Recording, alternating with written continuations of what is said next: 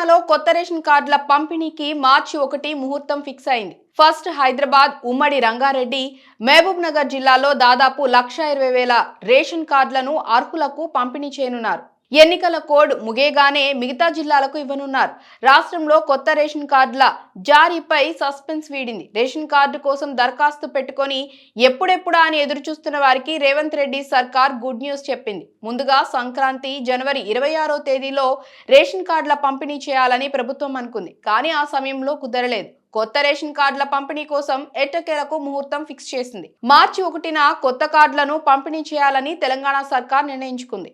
ఒకే రోజు 1,00,000 కొత్త రేషన్ కార్డులను అందించనున్నారు రాష్ట్ర పౌర సరఫరా శాఖ అధికారులు. ఎమ్మెల్సీ ఎన్నికల నేపథ్యంలో రాష్ట్రంలోని పలు జిల్లాల్లో ఎలక్షన్ కోడ్ అమల్లో ఉంది. ఈ నేపథ్యంలో వచ్చే నెల 1న హైదరాబాద్, ఉమ్మడి రంగారెడ్డి, మహబూబ్ నగర్ జిల్లాల్లో పంపిణీ చేయనుంది. మిగతా జిల్లాల్లో మార్చి 8 తర్వాత అందించనుంది. రాష్ట్రంలో సుమారు 90 లక్షల రేషన్ కార్డులుండగా 2.81 కోట్ల మంది లబ్ధిదారులున్నారు. కాంగ్రెస్ సర్కార్ కొత్త కార్డుల జారీ ప్రక్రియపై కసరత్తు చేస్తోంది. ఈ నేపథ్యంలో రాష్ట్ర వ్యాప్తంగా సుమారు 6 లక్షల వరకు కొత్త కార్డులు జారీ అయ్యే అవకాశం ఉంది.